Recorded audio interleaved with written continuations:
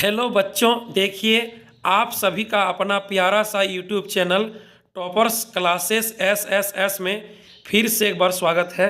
अभी हम लोग क्लास 11th इकोनॉमिक्स में जैक बोर्ड एग्ज़ाम 2025 के लिए मोस्ट वेरी इम्पोर्टेंट MCQ यानी ऑब्जेक्टिव क्वेश्चन आंसर को पढ़ेंगे, जो आपके एग्ज़ाम के लिए वरदान साबित होगी। तो चलिए वीडियो को शुरू करते हैं और क्लास 11 अर्थशास्त्र में इम्पोर्टेंट ऑब्जेक्टिव क्वेश्चन को पढ़ते हैं। अभी हम लोग निर्धनता यानी गरीबी से संबंधित ऑब्जेक्टिव क्वेश्चन को पढ़ेंगे। पहले समझिए निर्धनता यानी गरीबी किसे कहते हैं। बोलता है कि अर्थव्यवस्था की एक ऐसी स्थिति जब लोगों को अपनी मूलभूत आवश्यकताओं को पूरा करने में दिक्कत होती है, यानी लोग अपना मूलभूत आवश्यकता भी पूरा नहीं कर पाता है, न्यूनतम उपभोग स्तर भी नहीं कर पाता है, तब उस स्थिति को गरीबी कहा जाता है। ठीक है, जैसे लोगों को जब 2 वक्त का खाना यानी भोजन, शरीर में कपड़ा, घर, स्वास्थ्य सुविधा, ये सारी मूलभूत आवश्यकताएं जब लोगों को ठीक ढंग से उपलब्ध नहीं हो पाती है, इसका न्यूनतम स्तर भी लोगों को नहीं मिल पाता है, तब उस सिचुएशन को गरीबी कहा जाता है, निर्धनता कहा जाता है। ठीक है, पढ़िए आगे। देखिए निर्धनता 2 प्रकार के होते हैं, एक होते हैं सापेक्ष निर्धनता और एक होते हैं निरपेक्ष निर्धनता। ठीक है, 2 प्रकार के होते हैं निर्धनता। सापेक्ष निर्धनता मतलब होता है कि एक व्यक्ति का आय धन संपत्ति जब दूसरे व्यक्ति का आय धन संपत्ति के तुलना में कम होता है, तो वह व्यक्ति दूसरे के तुलना में अपने आप को गरीब पाता है, उसको बोलेंगे सापेक्ष निर्धनता। यानी वह व्यक्ति मूल रूप से गरीब नहीं है, वह व्यक्ति दूसरे व्यक्ति के आय, रोजगार, धन संपत्ति के तुलना में अपने आप को गरीब महसूस कर रहा है, उसके पास कम है, वो मूल रूप से गरीब नहीं है, उसके पास मूलभूत आवश्यकताएं हैं, उसके पास भोजन, कपड़ा, स्वास्थ्य, मकान का न्यूनतम स्तर है, वो मूल रूप से गरीब नहीं है, लेकिन वह अपना तुलना दूसरों के आय, रोजगार, धन संपत्ति से कर रहा है और अपने आप को कम महसूस करता है, गरीब पाता है, तो उसे कहेंगे सापेक्ष निर्धनता। अब आगे चलिए, दूसरा है निरपेक्ष निर्धनता किसे कहते हैं। देखिए जब लोगों को 2 वक्त का खाना यानी भोजन, कपड़ा, मकान, शिक्षा, स्वास्थ्य का न्यूनतम स्तर भी उपलब्ध नहीं हो पाता है, मतलब वो रियल में गरीब है, मतलब वह रियल में अपना मूलभूत आवश्यकता को पूरा करने में अपने आप को असमर्थ पाता है, पूरा नहीं कर पाता है, यानी वह हकीकत में गरीब है, उसको बोलेंगे निरपेक्ष निर्धनता। मतलब स्वयं में गरीब, रियल में गरीब कि नहीं, वह व्यक्ति गरीब है, उसको बोलेंगे निरपेक्ष निर्धनता। किसी के तुलना में नहीं, अपने आप में। और जब हम दूसरों के तुलना में अपने आप को कमजोर पाते हैं, कम महसूस करते हैं, तो उसको बोलेंगे सापेक्ष निर्धनता। ठीक है, पढ़िए आगे।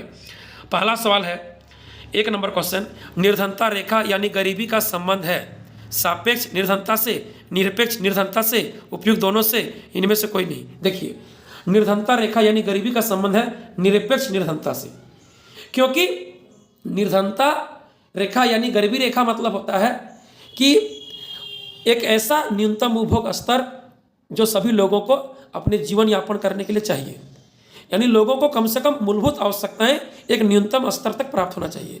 जब ये सभी प्राप्त नहीं होता है, तब उसको रियल में गरीब कहा जाता है, उसको बोलेंगे निरपेक्ष निर्धनता। ठीक है, तो निर्धनता रेखा मतलब कि गरीबी रेखा मतलब कि लोगों को एक न्यूनतम उपभोग स्तर चाहिए अपने जीवन यापन करने के लिए, मूलभूत आवश्यकताएं चाहिए, उस स्तर को बोलेंगे निर्धनता रेखा, गरीबी रेखा।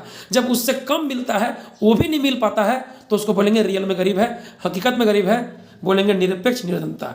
तो निर्धनता रेखा यानी गरीबी रेखा का संबंध है निरपेक्ष निर्धनता से। सही उत्तर बी होगा, बी, सही उत्तर बी होगा। आगे चलिए, सवाल नंबर पढ़िए 2 पढ़िए। मानव जब अपनी आधारभूत आवश्यकताओं यानी मूलभूत आवश्यकताओं जैसे भोजन, वस्त्र यानी कपड़ा, आवास, स्वास्थ्य सहायता आदि की पूर्ति के लिए पर्याप्त वस्तुओं एवं सेवाओं को भी जुटाने में असमर्थ होता है, तब ऐसी स्थिति को निरपेक्ष निर्धनता कहा जाता है। सही उत्तर बी होगा। जब वो रियल में अपना मूलभूत आवश्यकता पूरा नहीं कर पा रहा है, वह कमजोर है, वह न्यूनतम उपभोग स्तर नहीं कर पा रहा है, तो उसको बोलेंगे निरपेक्ष निर्धनता। सही उत्तर बी होगा, बी। आगे देखिए सवाल नंबर 3 पढ़िए। बोलता है डैश निर्धनता का तात्पर्य आय की असमानता तथा वितरण से है। देखिए जब समाज में, अर्थव्यवस्था में सभी लोगों के पास आय संपत्ति का वितरण अलग अलग हो, किसी के पास कम, किसी के पास ज़्यादा, तो ऐसे में क्या होगा, जिसके पास आय धन संपत्ति दूसरे की तुलना में कम होगा वह दूसरे की तुलना में अपने आप को कमजोर महसूस करेगा, अपने आप को गरीब पाएगा, उसको बोलेंगे सापेक्ष निर्धनता। सही उत्तर ए होगा, ए सही उत्तर ए होगा।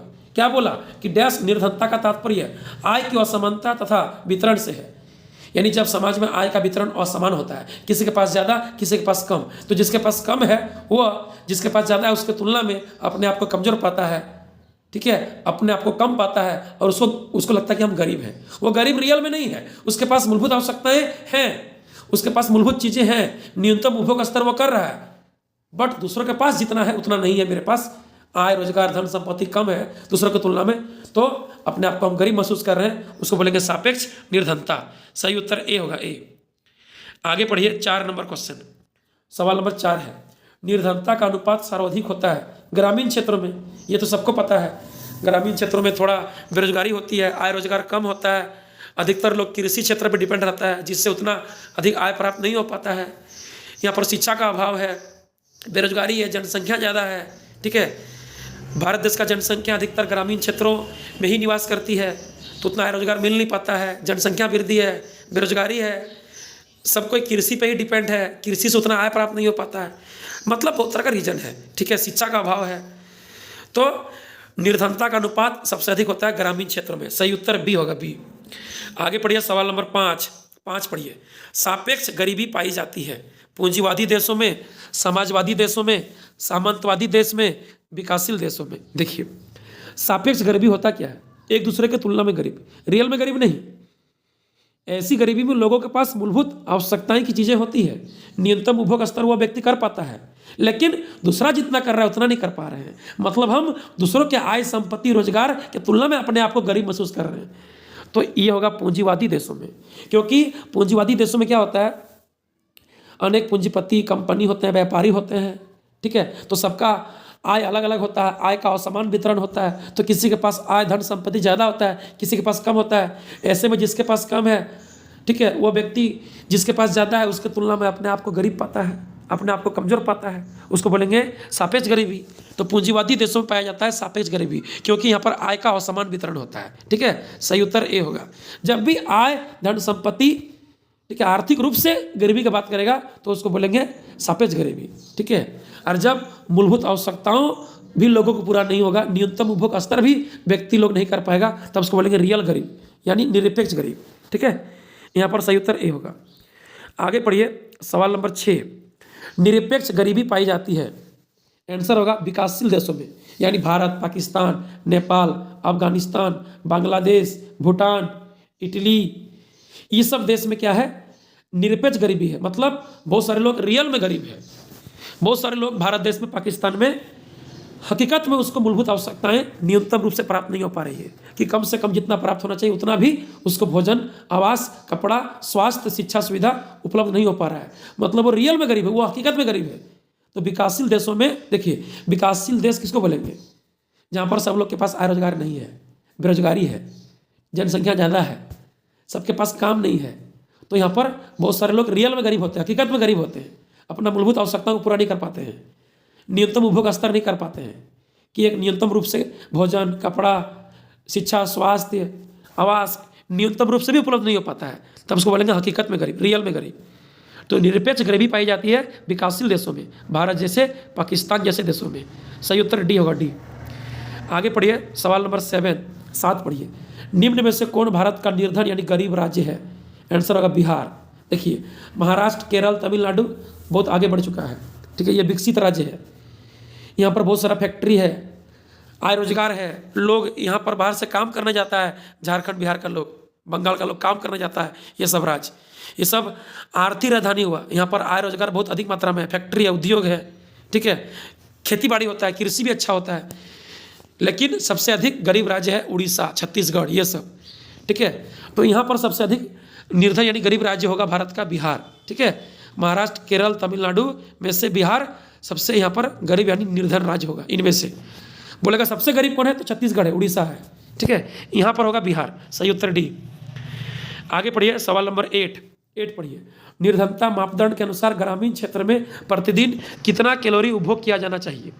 देखिए ग्रामीण क्षेत्र के लोग ना अधिक हार्डवर्क करते हैं, मतलब अधिक मेहनत वाला काम करते हैं तो उसको भोजन में अधिक कैलोरी चाहिए, यानी अधिक कैलोरी वाला भोजन चाहिए, अधिक ऊर्जा वाला भोजन चाहिए। 2400 कैलोरी याद रखिएगा।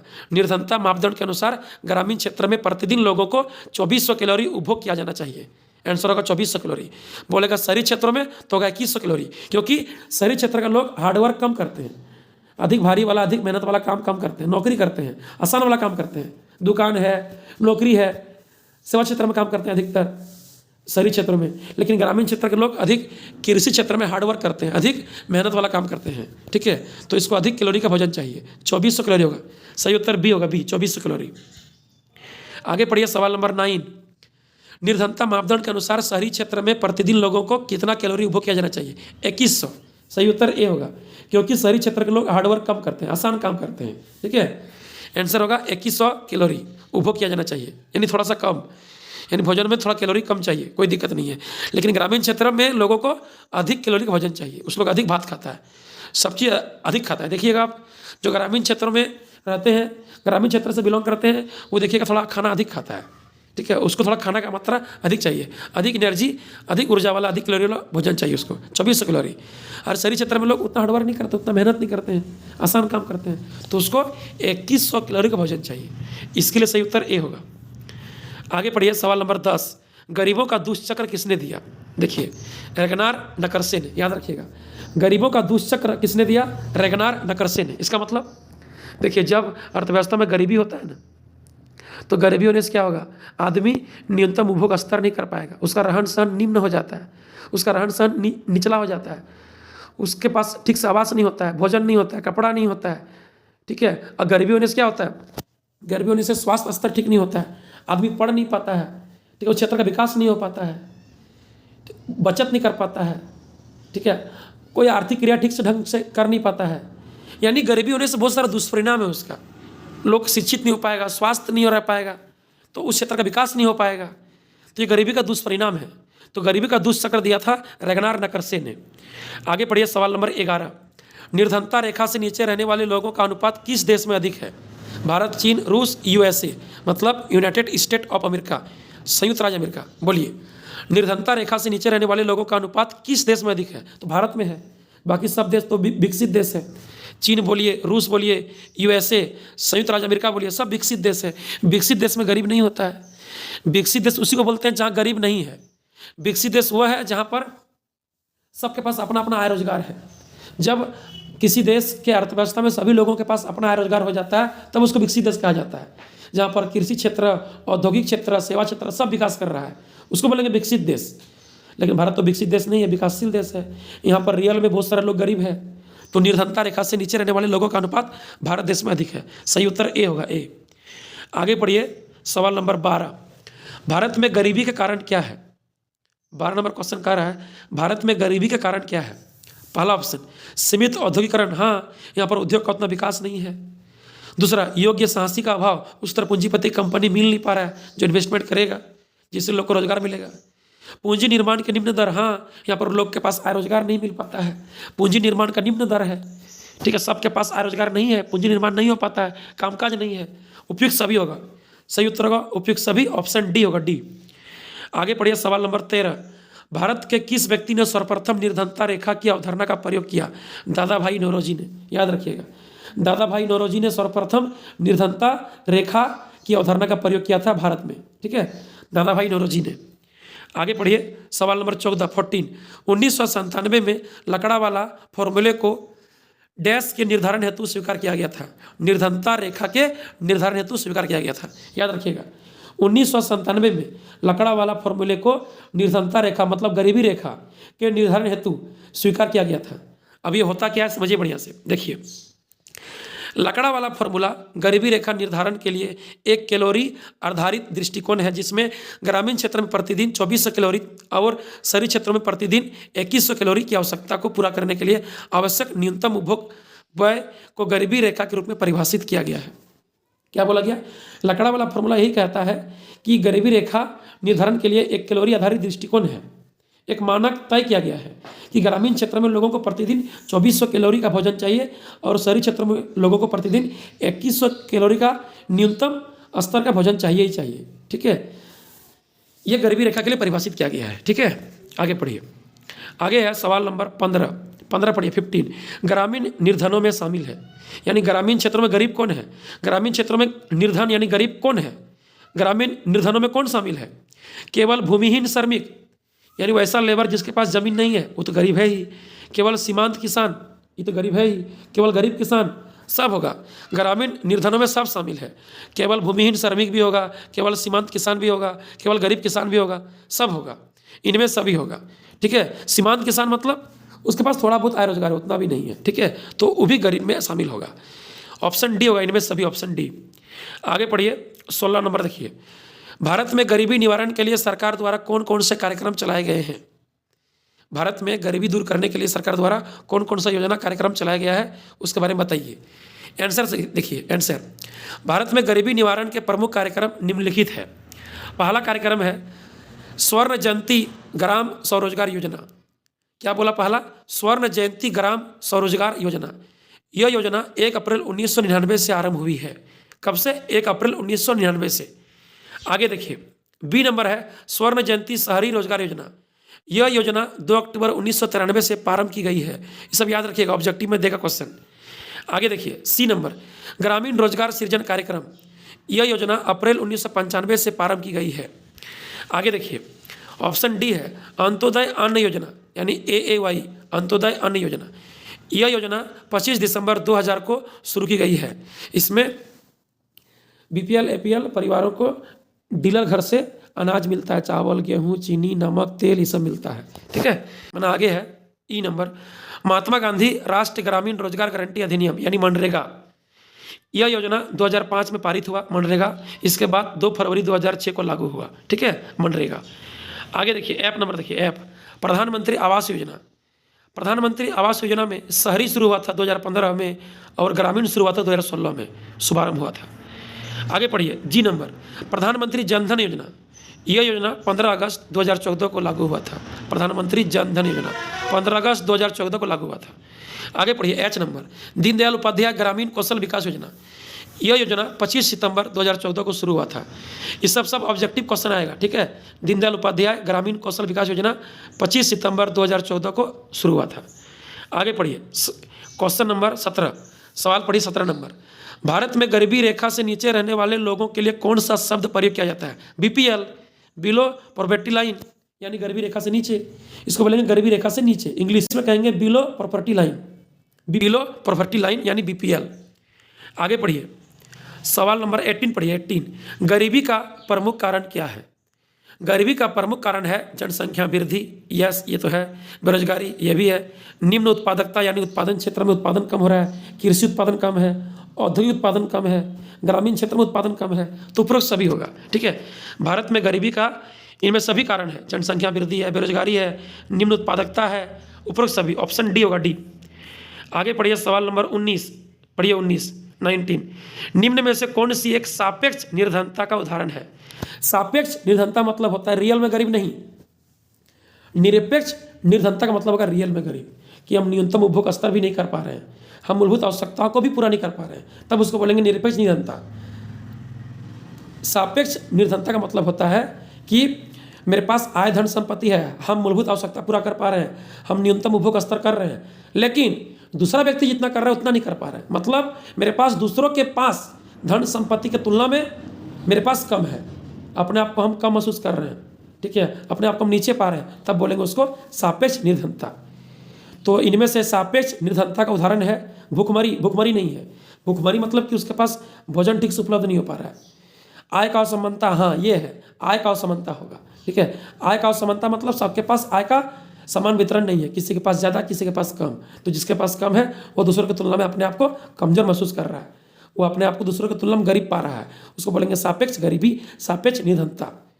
शिक्षक कमी नहीं, शिक्षक कमी, भूखमरी, कृषि पर निर्भरता, ये सब तो निरपेक्ष निर्धनता का उदाहरण है कि चलो न्यूनतम उपभोग स्तर नहीं कर पा रहा है, मूलभूत आवश्यकता ही पूरा नहीं कर पा रहा है, तो उसको बोलेंगे निरपेक्ष निर्धनता।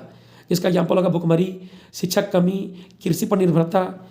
यहाँ पर बोला है सापेक्ष, तो आंसर होगा आय का असमानता, आर्थिक असमानता। ठीक है, आय का समान वितरण नहीं है, असमान वितरण है। बी होगा, बी आगे पढ़िए अंतिम क्वेश्चन 20 पढ़िए 20। भारत में गरीबी रेखा निर्धारित करने का आधार क्या है? उपभोग स्तर। बार बार बोल रहे हैं, भारत में गरीबी रेखा निर्धारित करने का आधार है उपभोग स्तर, यानी सही उत्तर बी होगा, बी। जब व्यक्ति न्यूनतम उपभोग स्तर भी नहीं कर पाता है, अपना मूलभूत आवश्यकताओं को भी पूरा नहीं कर पाता है, तब उसको गरीबी रेखा के नीचे कहा जाता है, उसको गरीब कहा जाता है, उसको निर्धन यानी निर्धनता कहा जाता है। ठीक है, तो होगा उपभोग स्तर। कौन कितना उपभोग कर रहा है उसी से गरीब अमीर पता चलेगा। ठीक है, सही उत्तर होगा उपभोग स्तर। तो चलिए फिर मिलेंगे अगले वीडियो में, तब तक के लिए बाय बाय, थैंक यू।